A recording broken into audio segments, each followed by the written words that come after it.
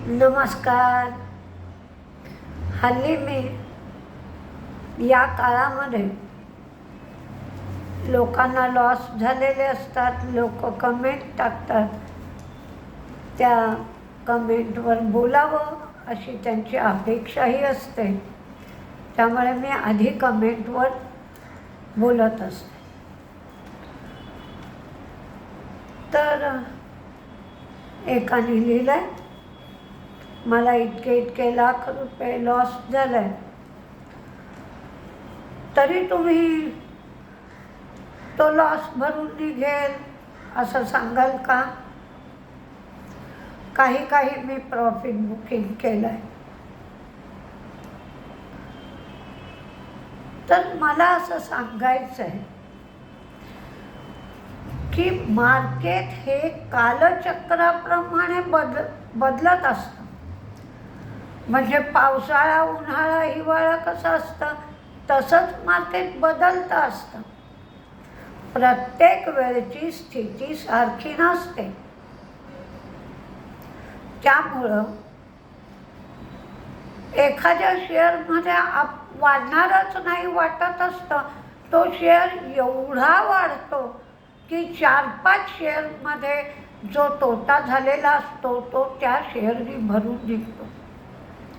मी असं म्हणत नाही की तुमच्याजवळ 20 शेअर असतील तर 20च्या 20 शेअर तुमच्या खरेदी भावाच्या पेक्षा चढे दिसतील, पण काही शेअर इतके वाढतील की ते दुसऱ्या शेअरमधला तोटा भरून काढतील.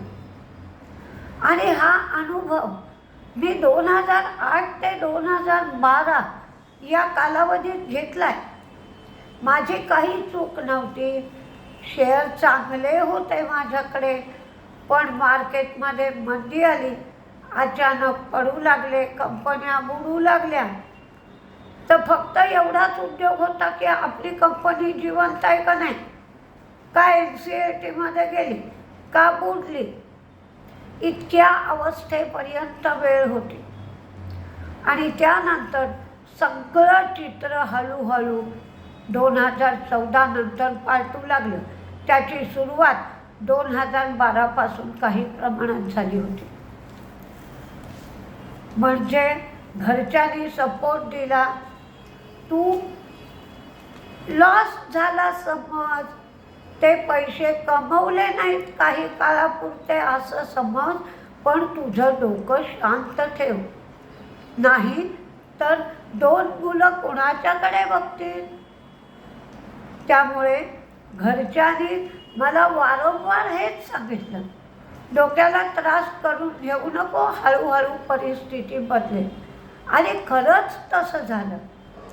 जर डोक्याला त्रास करून घेऊन काही आजारपण आलं असतं तर कोणाच्या तोंडाकडे पाहिलं असतं? परत डॉक्टरांची बिलं भरणं आलंच ना. त्याच्यापेक्षा ही परिस्थिती बदलते. मी काही जादू करायला जात नाही, मी काही करायला जात नाही. म्हणजे काही जण म्हणते, ह्या म्हातारीला काय अक्कल आहे, टाळ कुटत बसावं ना, कसले FII, कसले DII, कसले कागद घेऊन वाचत बसते. या म्हातार वयात हिला करायचंय काय? देवळात जाऊन बसता नाहीये. अहो ही काय सांगते? हिला स्वतःला तरी काही कळतं का? इथपर्यंत जाऊन म्हणणारी लोक आहेत. म्हणजे मी जेव्हा ऑफिसमध्ये जायचे तेव्हा असं घरात बसून ऑनलाईन मार्केट करता येत नव्हतं. ऑफिसमध्ये मार्केट करायला जायचे, तिथं एक खुर्ची होती, त्या सगळ्यांना माहीत होतं की इथे बसलं की तोटा येतो. मला सांगितलं त्याने, तेव्हा माझं 40शीचंच वय होतं. मला सांगितलं तुम्ही इथे बसा, आणि हळूच कुजबुजतात की तोटा झाला की बरोबर उद्यापासून यायचं बंद करतील. पण तेच लोक बंद झाले आणि मी मात्र अजूनही मार्केट करते आहे. आणि ते टाळ कुटणं किंवा देवाचं भजन करणं, जप जाप्य करणं म्हणजेच देवाचं नामस्मरण आहे का? विद्या दुसऱ्याला दिली तर ती आपलीही विद्या वाढत असते आणि दुसऱ्यालाही त्याचा उपयोग होत असतो. मी कोणाकडून कोणतीच अपेक्षा करीत नाही. मी सबस्क्राईब करा म्हणूनही सांगत नाही किंवा लाईक करा म्हणूनही सांगत नाही. म्हणजे आपण म्हणतो बघा, यद रोचते तद ग्राह्य, न रोचते तर त्याज्य. आवडलं घ्या, नाही आवडलं सोडून द्या ना. तुम्हाला कोणी सक्ती केली आहे, पण माझी ही एक प्रकारची देवपूजा आहे आणि मी तेवढ्याच श्रद्धेने ही देवपूजा करते. म्हणजे आत्ताच असं नाही, जेव्हा मी गाणं शिकवायला सुरुवात केली तेव्हा सुद्धा का हो तुमच्यावर सारे गम करायची वेळ आली असं म्हणणारे लोकही कमी नव्हते. म्हणजे तुम्ही काहीही करा, निंदा करणारे लोक असणारच, पण त्या निंदेतलं सुद्धा जे चांगलं आहे ते मी घेण्याचा प्रयत्न करते आणि माझ्यामध्ये त्यामुळे बऱ्याच वेळेला सुधारणा सुद्धा होते. म्हणजे आपलं मराठी खूप चांगलं शिकवतं, निंदकाचे घर असावे शेजारी. तसं निंदा करा, काही करा, चालू लागा म्हणा, पण आपण स्वतःला विचारायचं की मी याच्यात काय वाईट काम करते का? चोरी नाही, चहाडी नाही, कोणाला वाईट बोलणं नाही. त्यामुळे मी तर हे करत राहील. ज्याला कुणाला लॉस येतोय त्यांना माझं सांगणं असं आहे की ही परिस्थिती बदलेल.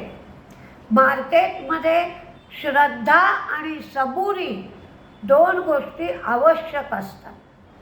त्याच्यासाठी आपण चांगले शेअर घ्यायला पाहिजेत खरं तर.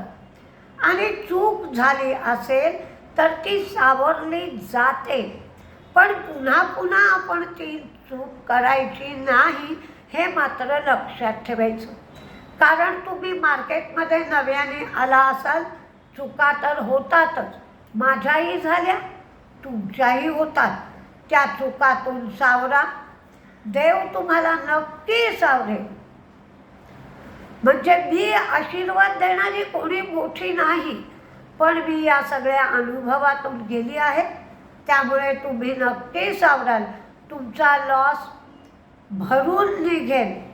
मग कोणी म्हातारीला अक्कल आहे म्हणो, अक्कल नाही म्हणो, नमस्कार करा न मार्केटमधून बाहेर पडा, ताबडतोब चालू लागा, काहीही म्हणो, मी घट्ट पाटावर व्यवस्थित पद्मासनात बसलेली आहे आणि मार्केट शिकवण्याचं काम अव्याहतपणे जिथपर्यंत माझ्या जीवात जीव आहे तिथपर्यंत करणार आहे.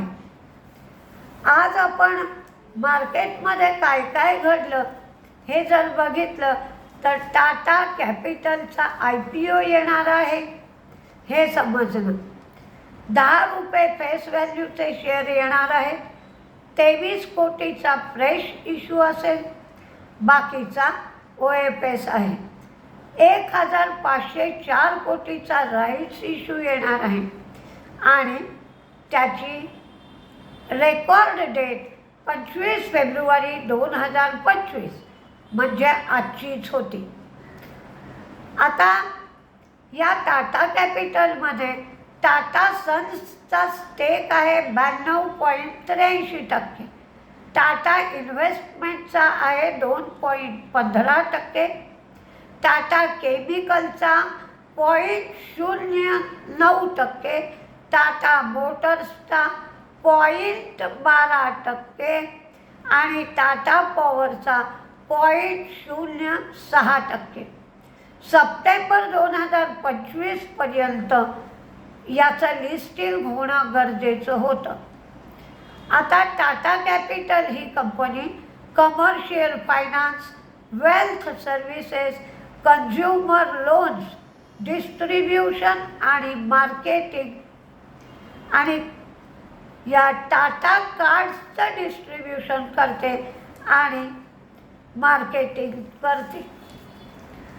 त्याचप्रमाणे झेन्सॉल इंजिनिअरिंगने 350 कोटीचं स्कॉर्प्लस ट्रॅकर बरोबर डील केलं. ग्लॅंड फार्माची तपासणी 19 फेब्रुवारी ते 25 फेब्रुवारी या काळात झाली होती.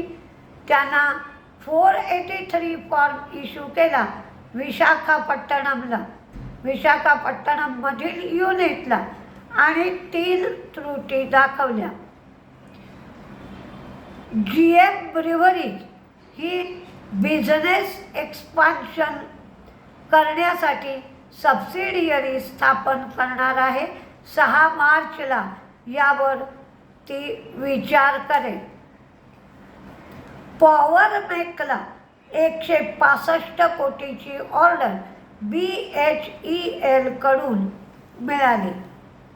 मार्केट सुधारू शकेल याचं पहिलं चिन्ह म्हणजे व्हिक्स कमी होऊ लागलाय. आज 13.50च्या घरात व्हिक्स होता. नेस्ले त्यांच्या प्रॉडक्टच्या किमती काहीशा वाढवणार आहे, कारण कॉफी, कोको, खाद्यतेल यांच्या किमती वाढल्यामुळे त्यांना काही प्रमाणात किमती वाढवाव्या लागत आहेत. झॅगल प्रीपेडने होनासाबरोबर 3 वर्षासाठी करार केला आणि झॅगल प्रीपेड होनासाला झोयर हा प्लॅटफॉर्म प्रोव्हाइड करेल. आज मीडिया सेक्टरमधले काहीसे शेअर वरती होते. PVR आयनॉक्स, झी एंटरटेनमेंट आणि सन TV हे शेअर आज तेजीत होते. मारुती हरियाणाच्या खारखोडा प्लांट फेज 1 मध्ये कामकाज सुरू झालं. त्याची प्रोडक्शन क्षमता 2.5 लाख युनिट आहे. भारती एअरटेलने एरिक्सन बरोबर करार केला. हा करार 5G टेक्नॉलॉजीसाठी केला. ब्लू स्टार हिने 3 स्टार आणि 5 स्टार कॅटेगरीमध्ये ACची 150 मॉडेल लॉन्च केली आहे. त्याच्या किमती 28,990 पासून सुरू आहेत. मार्क्सन फार्माला इबुप्रोफेन आणि पॅरासेटामॉल याच्या मार्केटिंगसाठी मंजुरी मिळाली.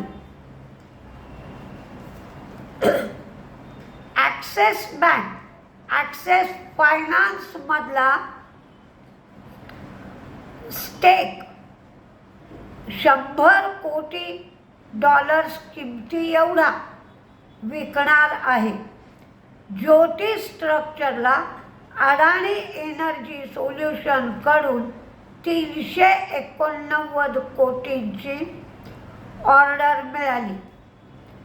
दिल्ली बँकॉक रूटवर इंडिगो उड्डाणं सुरू करेल. बोईंग 787/9 वाईड बॉडी एअरक्राफ्ट लीजवर घेऊन ही उड्डाणे इंडिगो सुरू करण्याची शक्यता आहे. जसा एखाद्या क्रिकेटरचा बॅड पॅच असतो, तसाच मार्केटमध्ये सध्या बॅड पॅच सुरू आहे. हेही दिवस जातील, घाबरून जाऊ नका आणि कृपया लॉसमध्ये विकूसुद्धा नका. मला मूर्ख म्हणलं तरी चालेल, पण काही दिवसांनी चांगले दिवस आले तर तुम्ही सुखी व्हाल. मी देवाकडे तशी प्रार्थना करेन. सगळ्यांचीच इच्छा आहे की मी देवदेव करत बसावं, पण देवदेव न करता सगळ्यांचे मात्र शेअर प्रॉफिटमध्ये यावेत, लॉस कमी व्हावा म्हणून देवाकडे नक्की प्रार्थना करेन. नमस्ते.